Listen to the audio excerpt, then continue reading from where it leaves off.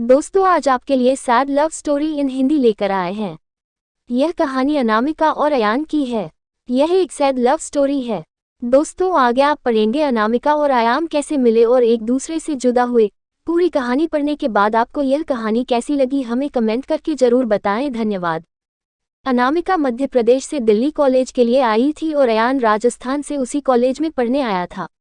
अयान एक सीधा साधा सा लड़का है जो ना लड़कियों से ज्यादा बात करता है और ना किसी से ज्यादा मतलब रखता है।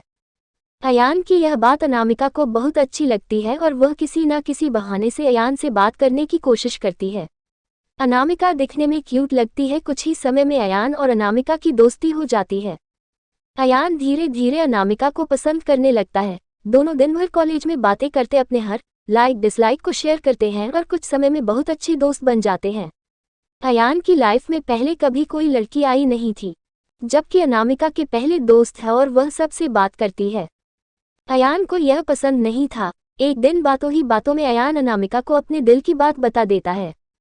अनामिका उससे एक दिन का वक्त मांगती और कहती है, मैं कल तुम्हें इसका जवाब दूंगी। अनामिका सोचती, जब अयान कॉलेज पढ़ने आया था तब वह सिर्फ पढ़ाई पर ध्यान देता था, पर अब उसका पूरा ध्यान मुझ पर रहता है। अगर मैं इसकी गर्लफ्रेंड बन जाऊंगी तो यह पढ़ाई भूल जाएगा और मुझ में ही लगा रहेगा। यही सब ख्याल अनामिका के मन में होते हैं और दूसरे दिन अनामिका अयान को मना कर देती है और कहती है, मैं तो तुम्हें बस अपना दोस्त समझती हूँ, इससे ज्यादा कुछ नहीं। मैं यहाँ पढ़ने आई हूँ और कुछ करने नहीं। तुम चाहो तो मेरे दोस्त रह सकते हो। अयान दोस्ती के लिए मना कर देता है और अनामिका को बहुत समझाता है, लेकिन अनामिका कुछ नहीं सुनती। अयान को यह बात बहुत बुरी लगती है और वह अनामिका से बात करना बंद कर देता है। कुछ दिन कॉलेज भी नहीं आता है।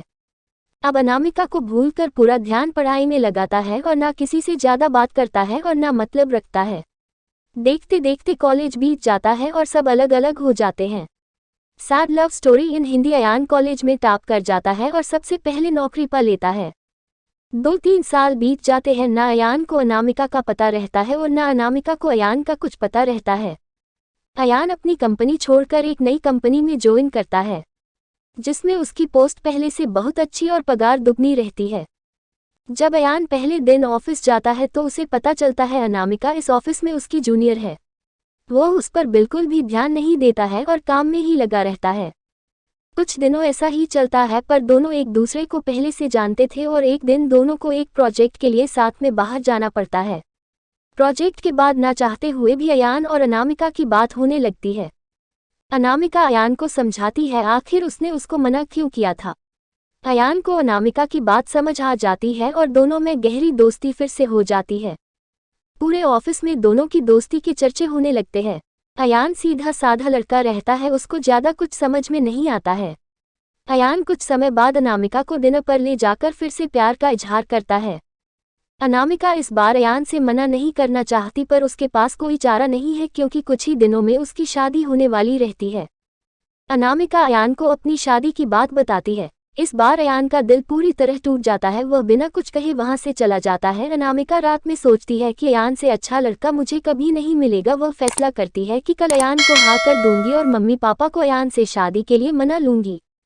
जब दूसरे दिन अनामिका ऑफिस जाती है तो उसको पता चलता है कि अयान ऑफिस छोड़कर चला गया और दोबारा कभी कंपनी में नहीं आएगा। जाते जाते अयान अनामिका को एक खत लिख जाता है। जिस दिन मैंने तुम्हें देखा था उसी दिन से मैं तुमसे प्यार करता हूँ। मैं तुम्हें जिंदगी में कभी नहीं भूल पाऊंगा। तुम जहाँ भी रहो, जिसके साथ भी रहो, खुश रहो। अब इस जीवन में इस दर्द के साथ ही जिंदा रहूंगा। मैंने हमेशा तुमसे प्यार किया है और केवल प्यार किया है। तुम मेरी जिंदगी में आने वाली पहली और आखिरी लड़की हो। अब ना मेरी जिंदगी में कोई आएगा और ना मैं किसी को आने दूंगा। मैं बस अब तुम्हारी यादों में रहूंगा। आज के बाद पूरी जिंदगी में तुम्हें कभी अपनी शक्ल नहीं दिखाऊंगा। बस भगवान से यही दुआ करता हूँ, तुम जहाँ भी रहो खुश रहो और शादी के लिए बहुत बहुत शुभकामनाएं। अनामिका अयान को खोजने की बहुत कोशिश करती है, पर कई साल के बाद भी उसको अयान नहीं मिलता और वह अपने माँ बाप की पसंद के लड़के के साथ शादी कर लेती। इस तरह दोनों हमेशा हमेशा के लिए एक दूसरे से बिछड़ गए और दर्द के साथ अपनी जिंदगी व्यतीत करते हैं। दोस्तों, आपको हमारी sad love story in Hindi कैसी लगी हमें कमेंट करके जरूर बताएं। धन्यवाद।